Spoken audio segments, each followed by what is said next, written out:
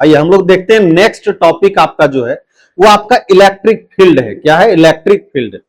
तो electric field का मतलब विद्युतीय क्षेत्र कहते हैं हम लोग। क्या कहते हैं? विद्युतीय क्षेत्र। तो बहुत आसानी से समझ सकते हैं।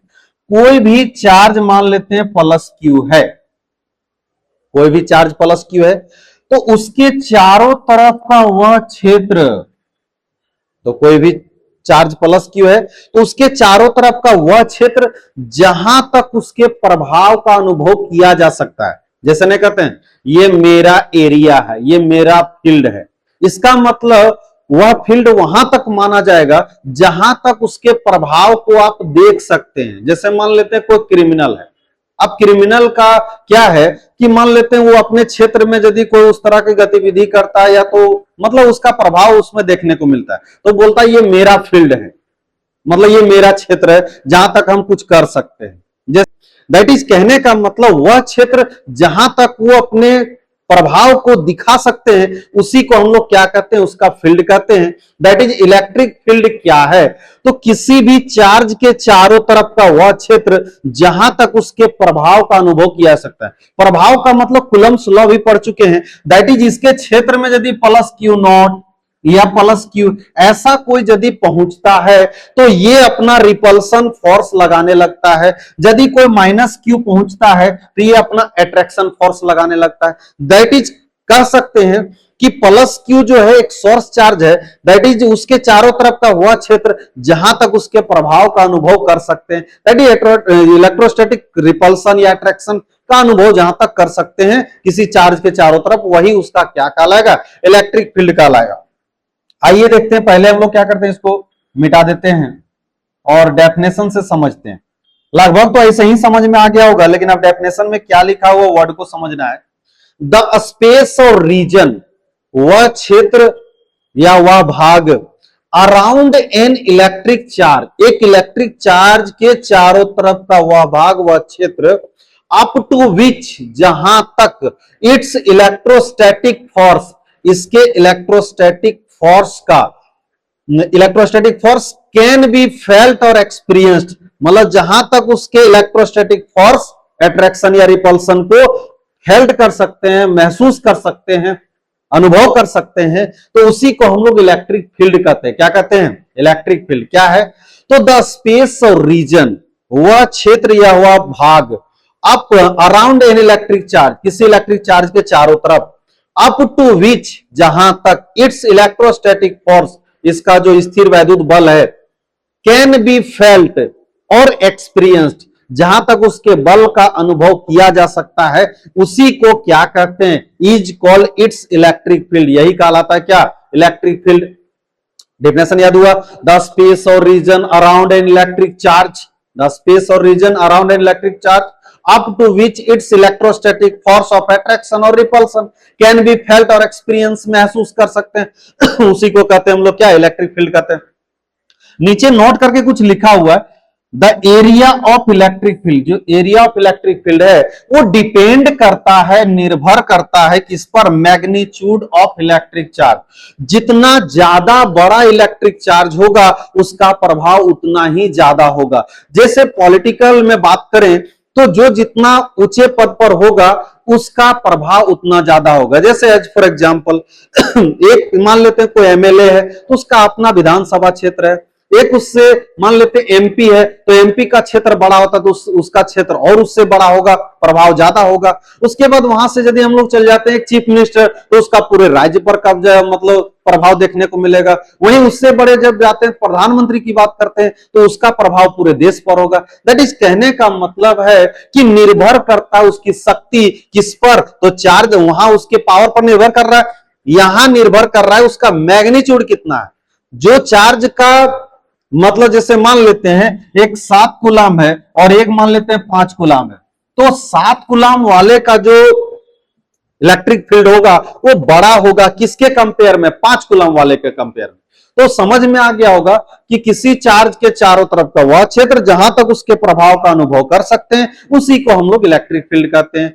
अब नेक्स्ट हम लोग देखते हैं कि इलेक्ट्रिक फील्ड के आधार पर चार्ज 2 प्रकार के होते हैं। देखिए लिखा हुआ है कि इलेक्ट्रिक फील्ड के आधार पर types of electric charge on the basis of electric field. Electric field के आधार पर चार्ज दो प्रकार के होते हैं। पहला नंबर है सोर्स इलेक्ट्रिक चार्ज और दूसरा नंबर है टेस्ट इलेक्ट्रिक चार्ज। तो पहला सोर्स इलेक्ट्रिक चार्ज किससे कहेंगे, तो वैसा इलेक्ट्रिक चार्ज जो क्या करता हो, अपना फील्ड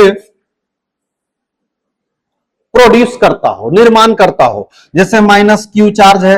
अब कहने का मतलब जो अपना फील्ड तैयार करता है, जिसका अपना फील्ड उत्पन्न करने का क्षमता है, उसी को सोर्स इलेक्ट्रिक चार्ज बोलेंगे। लिखा हुआ those electric charge which can produce an electric field around itself, जो अपने चारों तरफ एक इलेक्ट्रिक फील्ड का निर्माण कर सकता है, उसी को हम लोग कहते हैं सोर्स इलेक्ट्रिक चार्ज या सोर्स ऑफ इलेक्ट्रिक चार्ज कर सकते हैं। क्लियर हो गया होगा। तो मतलब those electric charge which can produce, मतलब जो निर्माण कर सकते हैं an electric field, electric field को अपने चारों तरफ, is called itself is called, क्या कहा जाएगा, source electric charge. It may be positive और नेगेटिव, ये पॉजिटिव भी हो सकता है और नेगेटिव भी हो सकता है। क्लियर हो गया होगा, सिंपल चीज था। अब नेक्स्ट आता है टेस्ट इलेक्ट्रिक चार्ज। इसका मतलब टेस्ट इलेक्ट्रिक चार्ज किसको कहते हैं, तो वैसा इलेक्ट्रिक चार्ज जो अपना फील्ड का निर्माण नहीं कर सकते हैं, उसी को हम लोग टेस्ट इलेक्ट्रिक चार्ज कहते हैं। जैसे मान लेते हैं अभी शादी का सीजन चल रहा है, इसका मतलब आप जिसके यहां जाते हैं वो आपका सोर्स इलेक्ट्रिक चार्ज है, और जो बाराती बन के जाते हैं जिसका अपना कोई प्रभाव नहीं होता है, उसे हम लोग टेस्ट इलेक्ट्रिक चार्ज कहते हैं, उसका वो फील्ड नहीं होता है। क्लियर हो गया होगा, एकदम सिंपल बात। मतलब जिसका अपना कोई प्रभाव ना हो, जो अपना इलेक्ट्रिक फील्ड निर्माण नहीं कर सकते हैं, उसी को टेस्ट इलेक्ट्रिक चार्ज कहते हैं, और जिसे प्लस क्यू नॉट से डिनोट किया जाता है। किससे डिनोट किया जाता है, प्लस क्यू नॉट से। तो लिखा हुआ है those electric charge which can not produce an electric field around itself, जो अपने चारों तरफ इलेक्ट्रिक फील्ड नहीं बना सकते हैं, बल्कि दूसरे के प्रभाव से अट्रैक्ट या रिपेल हो सकते हैं, उसी को हम लोग क्या कहते हैं, टेस्ट इलेक्ट्रिक चार्ज का। तो चलिए यहां तक क्लियर हो गया कि इलेक्ट्रिक फील्ड के आधार पर चार्ज कितने प्रकार के हैं। तो इलेक्ट्रिक फील्ड के आधार पर चार्ज दो प्रकार के हैं, एक पॉजिटिव मतलब सोर्स इलेक्ट्रिक चार्ज, और दूसरा है टेस्ट इलेक्ट्रिक चार्ज। यहां पॉजिटिव नेगेटिव नहीं लेंगे, यह इलेक्ट्रिक फील्ड के आधार पर है। जो फील्ड का निर्माण कर रहे हैं उसे सोर्स इलेक्ट्रिक चार्ज बोलेंगे, जो फील्ड का निर्माण नहीं कर पा रहे हैं, जो किसी और के फील्ड में जाके अट्रैक्ट या रिपेल हो रहे हैं, तो उसे हम लोग कहते हैं टेस्ट इलेक्ट्रिक चार्ज। और इसका हम लोग इंटेंसिटी में देखेंगे, इसका बहुत ज्यादा इंपॉर्टेंस है। नेक्स्ट आपका आता है इलेक्ट्रिक फील्ड इंटेंसिटी। जैसे कहने का मतलब अभी हमारे पास आया कि सपोज दैट दो तरह के चार्ज हम लोग यहां इमेजिन करते हैं, एक है +8 कूलम और एक है इसका मान लेते हैं +3 कूलम। ये दोनों कहीं ना कहीं हम कह सकते हैं कि दोनों फील्ड का निर्माण करेंगे।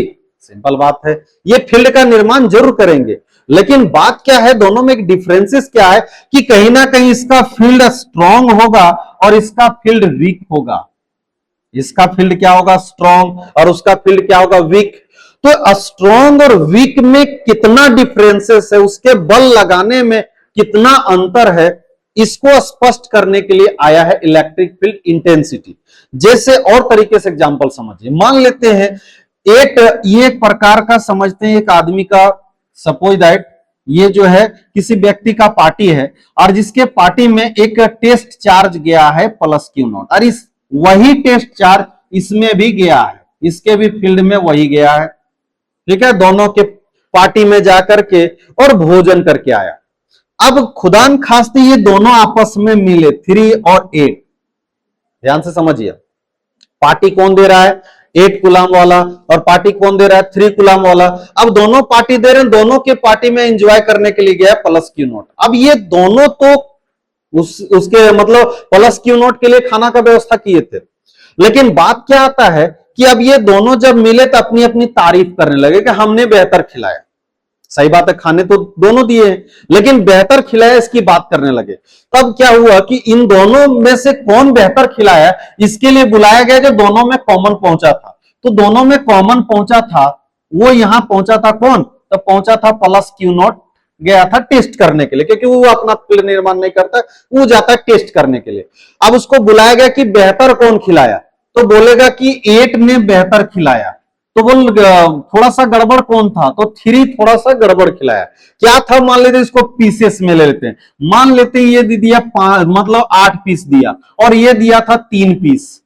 तो वो बोलेगा कि ये दिया 8 पीस और ये दिया है हम लोग को 3 पीस, इसका मतलब है कि बेहतर कौन हुआ? तो बेहतर में तो बोलेगा कि नहीं बेहतर ये है, तो बोल कितना बेहतर है, तो कितना बेहतर, दैट इज यहां 8 में से 3 घटाएंगे तो 5।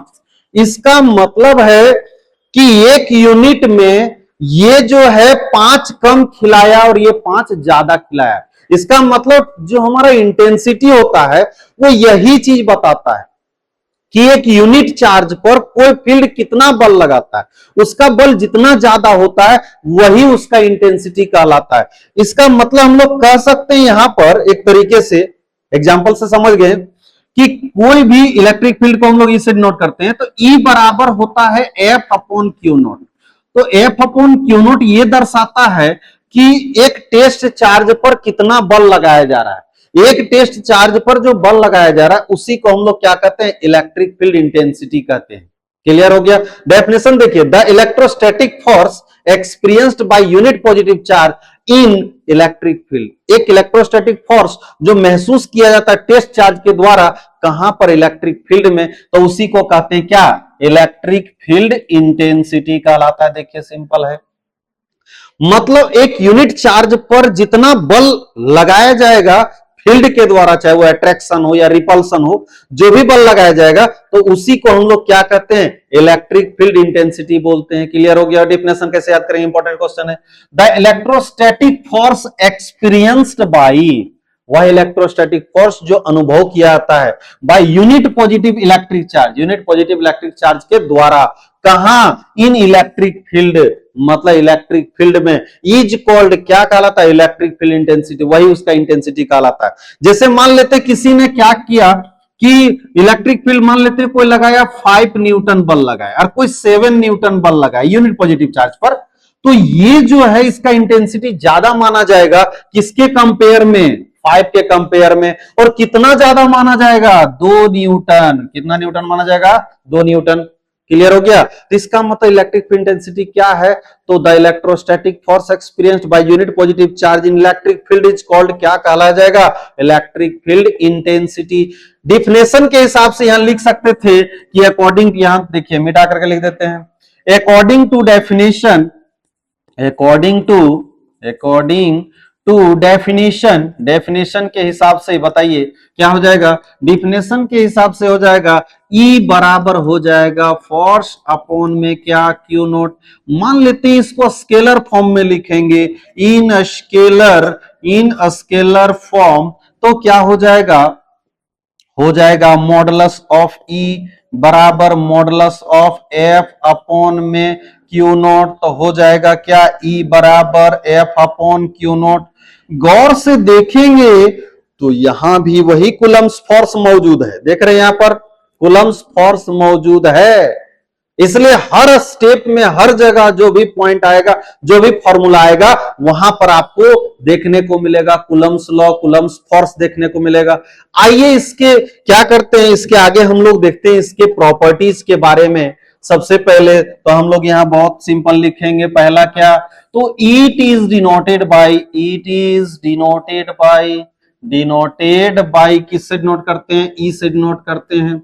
दूसरा नंबर एस आई यूनिट जो होगा किसका? ऑफ ई बराबर क्या हो जाएगा? होगा आपका न्यूटन अपॉन में कूलम। क्या हो जाएगा? न्यूटन पर कूलम। कैसे? क्योंकि ई बराबर एफ बटे क्यू नोट था, तो फोर्स का न्यूटन और चार्ज का कूलम हो जाएगा। तीसरा नंबर जो होगा वो डायमेंशनल फॉर्मूला ऑफ किसका? ई का क्या हो जाएगा? होगा क्या? ये हो जाएगा एम एल टी के पावर -2 जो फोर्स का है, और नीचे में ये टी हो जाएगा। इन दोनों को जब सॉल्व करें क्या बनेगा? एम एल टी के पावर ऊपर जाएगा तो ये -3 ए के पावर -1। देख लीजिए बढ़िया से, ये जब ऊपर जाएगा तो माइनस में चला जाएगा, -2 और -1 कितना हो जाएगा? -3। तो क्लियर, ये के पावर ऊपर जाएगा तो माइनस में हो जाएगा क्योंकि नीचे प्लस में था। तो यहां तक देखिए, सबसे पहले इसको डिनोट किससे करते हैं? दूसरा एसआई यूनिट क्या है? तीसरा क्या है? Dimensional formula.